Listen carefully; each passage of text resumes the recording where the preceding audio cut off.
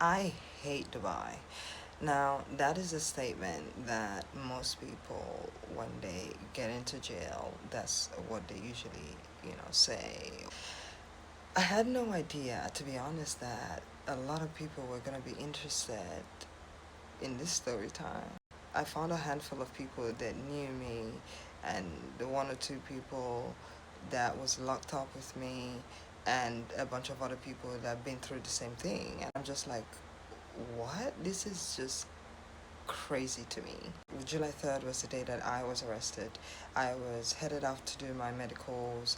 I had my ID in my purse. In the Uber, I'm driving, and the cops pull me over. Where's your ID? I'm trying to take out my ID and show them my ID.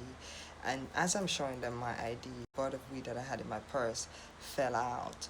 And they were like, oh, you know, where is this from? This is very interesting that you have this in your wallet. So obviously, that immediately became a case, and they went over to my apartment, just trashed out my entire one bedroom. They were looking for other drugs. Even though I say, oh, at the time that I had been sober for about 5, 6 months and I hadn't smoked any weed, it didn't matter, to be honest, because I was already arrested. I was already in the shit, and you know, here we go. Anyways, they trashed out my entire house. They were looking for other drugs, which I never dabbled into. But they found some sex toys that I had, and that's another case in the UAE. If you have sex toys, you own sex toys, or I'm guessing if you know anybody that does. So it became an issue. They took me to the CID office, and they locked me up. They ran tests, blood tests, urine tests, everything that they had to do.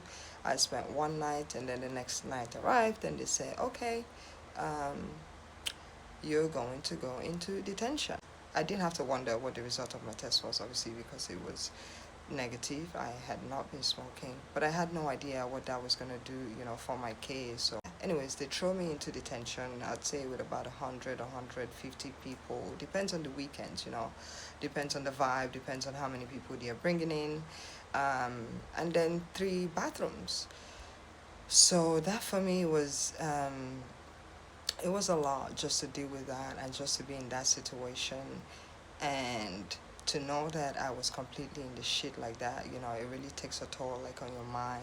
So I was in detention, and then I called my boy and I said, listen, hello, I'm in the shit, for some reason this has happened to me.